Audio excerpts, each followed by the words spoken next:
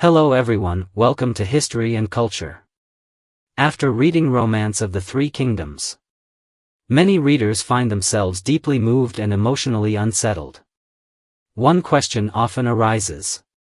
Why did Zhuge Liang always wear a smile when he was a military advisor? But after becoming chancellor, he was frequently washed in tears. What changed? When Zhuge Liang first emerged from seclusion, he was at the prime of his youth, full of vigor and ambition. After being visited thrice at his cottage by Liu Bei, a wise and noble leader who also became his close confidant, Zhuge Liang embarked on his legendary journey. Whether debating scholars in the court of Eastern Wu or engaging in strategic duels with Zhou Yu, he always appeared relaxed, eloquent, and composed. Even when he was entrusted with military command for the first time and faced skepticism from Zhang Fei and Guan, he remained confident and responded with hearty laughter, his strategies already fully formed in his mind.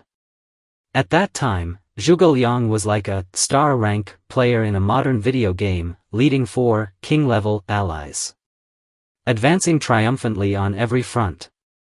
How could he not be happy? At just 27 years old, freshly stepping into the political and military arena, he faced the formidable million-strong army of Cao Cao. He calmly declared, "However bold my lord's ambition, I have the strategies to match." These words were not boastful, they reflected his deep conviction. Initially, Guan Yu and Zhang Fei did not accept him wholeheartedly. But after his first victory at the Battle of Baoang, they finally acknowledged the brilliance of this young genius strategist. Even the ever-prideful Guan Yu could only nod slightly in sincere admiration. At that time, Zhuge Liang's smile brimmed with supreme confidence and command of the world. That same year, Su Shu came to visit. Zhuge Liang smiled and asked, "Are you here to persuade us on Cao Cao's behalf?" Indeed, Su Shu had been sent to convince Liu Bei to surrender. But he could not betray an old friend. So instead, he used the visit as a pretense to reminisce, quietly warning them that Cao Cao would soon lead a massive army southward and urging early preparations. Back then, Liu Bei's group was still in its early stages. The brothers would sit together, chatting and laughing, in a warm and friendly atmosphere. Though danger loomed, with Zhuge Liang as the team's pillar of certainty, everyone remained optimistic, as if no hardship could shake their resolve. Later on, Zhuge Liang traveled alone to Eastern Wu. Facing a group of civil officials who were leaning toward surrender, he remained calm and composed. And in a battle of words, effortlessly silenced them all. More importantly, he firmly conveyed Liu Bei's commitment to restoring the Han dynasty. At that moment, Zhuge Liang seemed truly unstoppable. After the famous borrowing arrows with straw boats episode, both Zhuge Liang and Zhou Yu independently conceived the idea of a fire attack. When they saw each other holding the same character, fire, written on paper, they both burst into laughter. As if, at that very moment, the defeat of Cao Cao's massive army was already certain. After their victory at the Battle of Red Cliffs, Liu Bei's forces held a grand celebration. Even the usually reserved and composed Zhuge Liang exclaimed, "Let's not stop drinking until we're drunk." Though Liu Bei's power was still small and he didn't even have a real territory of his own, the entire team was filled with joy and hope. Later, before attacking Guan, both Zhang Fei and Zhao Yun fought to be the vanguard. Zhuge Liang gave the position to Zhao Yun, but Zhang Fei was dissatisfied and suggested drawing lots to decide. Zhuge Liang chuckled and asked someone to prepare paper and ink, saying whoever picked the slip with a black dot would lead the charge on Guan. In the end, Zhang Fei drew a blank slip and was so frustrated he nearly cried. But then Zhuge Liang burst out laughing. It turned out neither slip had a black dot. It was just a joke he played to resolve the argument peacefully. In the end, Zhao Yun did take Guan.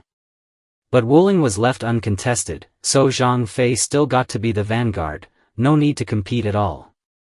After Zhao Yun conquered Guan, the local governor Zhao Fan offered to marry his widowed sister-in-law to Zhao Yun.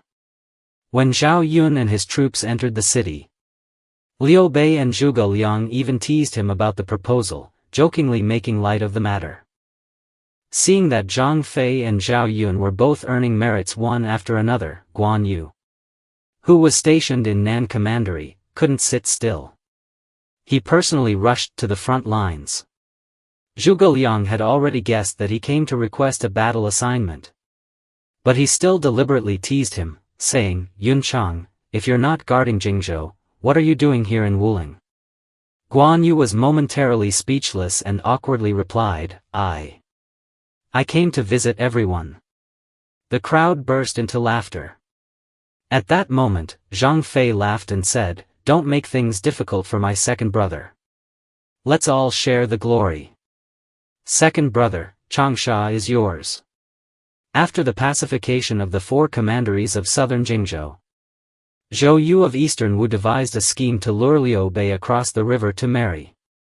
That trip lasted for several months, which made Guan Yu and Zhang Fei anxious. They went to Zhuge Liang to ask for their leader. Though they spoke politely, Zhuge Liang didn't put on airs either and comforted them, saying that their lord would return soon. Zhang Fei, however, joked, "If big brother really doesn't come back, master strategist, I'll have to demand a replacement from you." The comment sent everyone into laughter again. Later, when Pang Tong came to join Liu Bei asked Zhuge Liang, "Why didn't you write a recommendation letter for him earlier, so he wouldn't have had such a hard time?" Before he could finish, Pang Tong took out the recommendation letter that Zhuge Liang had written in advance. Only then did everyone realize this had all been prearranged. Pang Tong simply wanted to prove his own abilities in his own way. The crowd suddenly understood and again burst into hearty laughter. Before entering Yi province, Zhuge Liang even made a bet with Zhang Fei on who would reach Jiangyu Pass first. In the end, Zhang Fei arrived ahead of him and won the bet. But Zhuge Liang said, "Too bad you didn't state the wager beforehand, or I'd admit defeat." Zhang Fei laughed, "Don't you try to back out, I don't want gold or silver, just a few jars of your best wine." The council chamber once again filled with laughter and joyful cheer. It can be said that ever since Zhuge Liang joined Liu Bei's ranks, the team almost always won battles. They frequently held meetings to summarize lessons, reward achievements, and share the fruits of victory. Especially after the victory at the Battle of Hongzhang. When Liu Bei proclaimed himself King of Hongzhang, he had a brilliant team, civil advisors like Wulong, Zhuge Liang, Fengchu, Pang Tong, and Fa Zheng, military generals like the 5 Tiger Generals, as well as fierce warriors like Wei Yan and Wang Ping. The army had grown to hundreds of thousands strong. As long as Guan Yu captured Xiangyang and Fancheng, Cao Cao's power would be fully suppressed. At that moment, many believed Liu Bei's faction would unify the entire realm. However, in the year 220, Guan Yu was defeated at Maicheng and killed by Eastern Wu, causing the loss of Jingzhou. The decline of Liu Bei's faction began. But that was only the start of the tragedy. In the following year, 221, Zhang Fei insisted on avenging Guan Yu. After agreeing on the campaign date with Liu Bei, he returned to Langzhong, only to be assassinated by his own subordinates. Within a short time, Liu Bei lost 2 sworn brothers and key generals, completely losing his rationality. Enraged, he ordered the entire state's army to wage war against Eastern Wu. Zhuge Liang sighed, if Fa Zheng were still alive, he could have talked His Majesty out of it. Unfortunately, Fa Zheng had already passed away.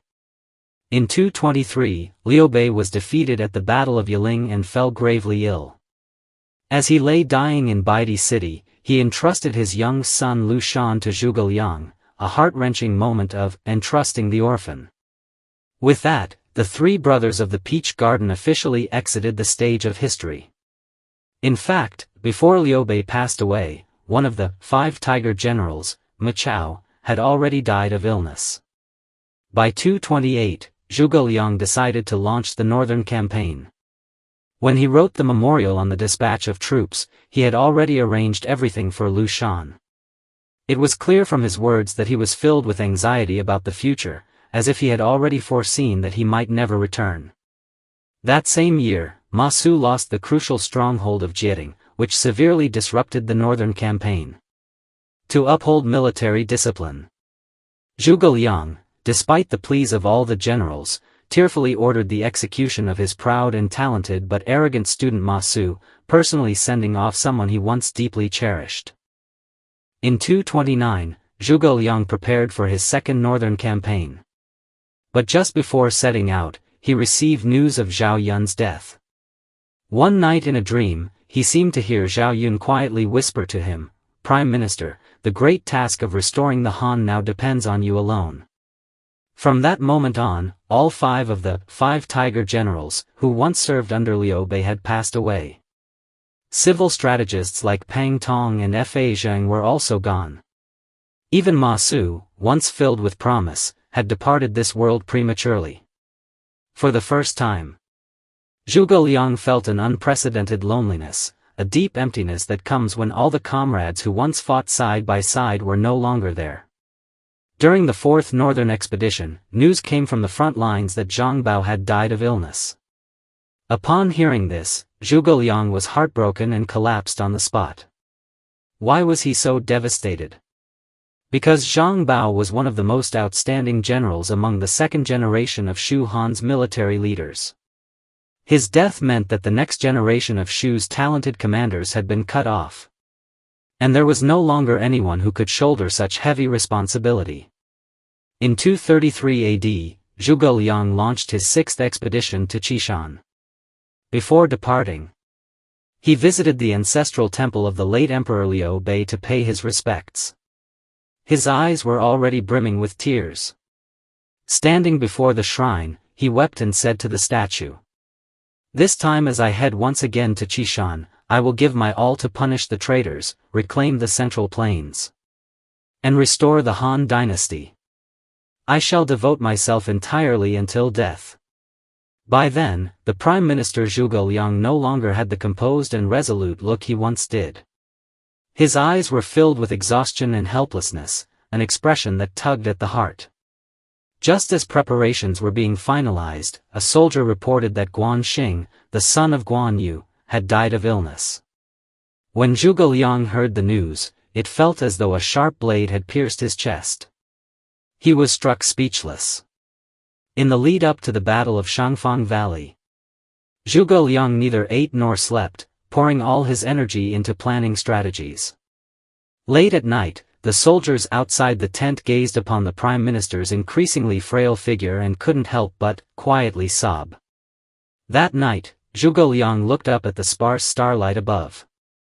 In his mind appeared the faces of his old comrades, Liu Bei, Guan Yu, Zhang Fei, Zhao Yun, and the many valiant generals who had already gone to rest. During the Battle of Shangfang Valley, Zhuge Liang arranged his troops with great precision and used fire attacks to trap Sima Yi. Victory seemed within reach. But at that critical moment, the heavens were not on his side. A sudden downpour extinguished the flames and shattered his dream of reclaiming the north. Zhuge Liang stood in the rain, soaked to the bone, silently enduring. At that moment, all the loneliness, regret, sorrow, and frustration seemed to pour over him.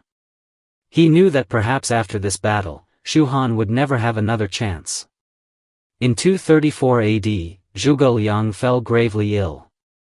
He ordered Yang Yi to slowly push his carriage to the top of Wuzhang Plain. He just wanted to take one last look at the soldiers who had fought and bled beside him for years.